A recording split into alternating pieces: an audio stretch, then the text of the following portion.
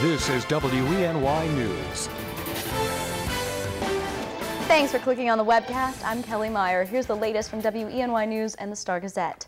Well, new reports this morning that the driver of the truck that crashed into Simeon's restaurant in Ithaca doesn't have a clean record.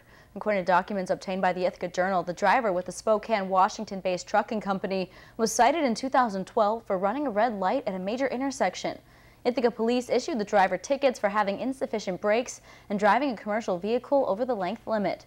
As for the building, the city is looking into if it could be saved, while owners hoped it could be rebuilt.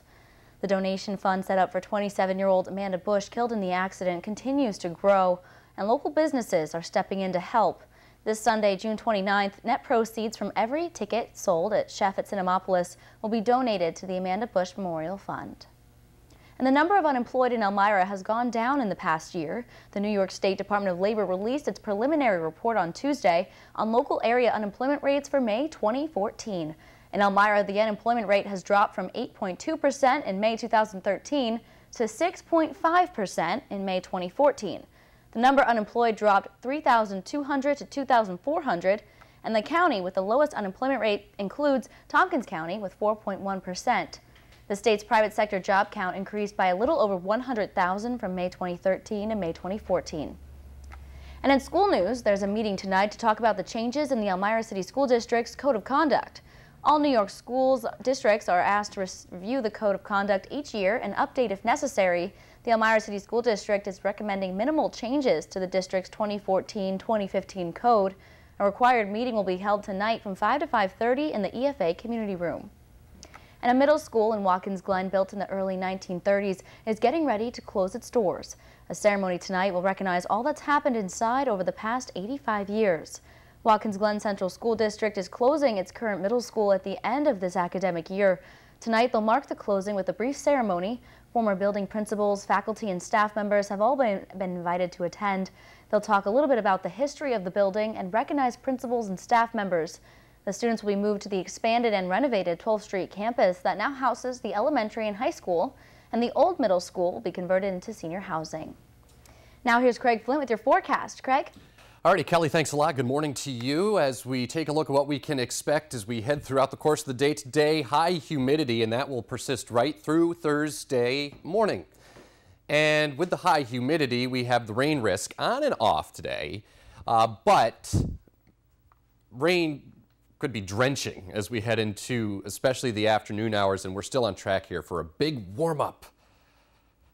The heat is on, as Glenn Fry would say, as we head into the weekend and into next week. So this morning, flash flood watch is posted. The areas that you see shaded in green, encompassing Tioga County, Pennsylvania, Chemung, Steuben, Schuyler, Yates, and up towards Tompkins County. And the more and more data I look at, I think there's going to be a pretty good swath of rain in these areas, upwards of 3, maybe even more than 3 inches. It's a localized threat, though, but the flood threat is there. In terms of severe weather, that threat is also there. It's certainly not zero, but I think the higher threat today will be the locally heavy rain. So as we take a look at your threat assessment, that is, it's on the high side for rain and storms. There'll be a few around that could get a little gusty, but again, it's not an overwhelming severe threat. You hear severe weather and you think damaging wind and hail and all that stuff.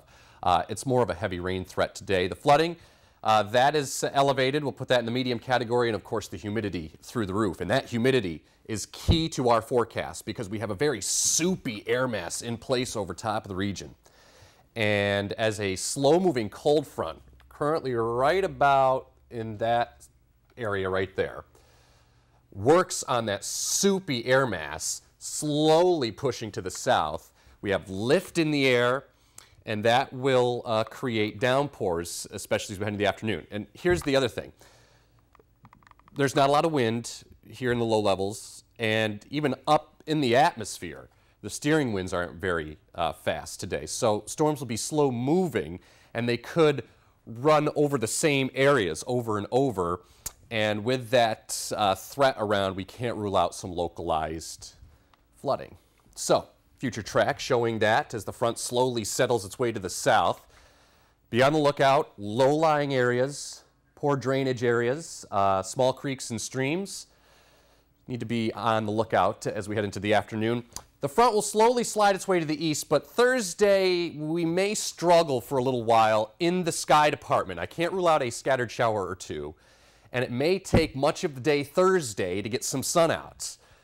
But by Friday, high pressure will build in here, and that will set us up for a good-looking day Friday and even into the start of the upcoming weekend.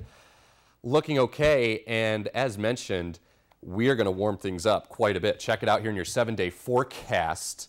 82 Friday, 85 Saturday. The humidity will come up Sunday, turning pretty toasty, 85 to 90. We could hit 90 here on Monday.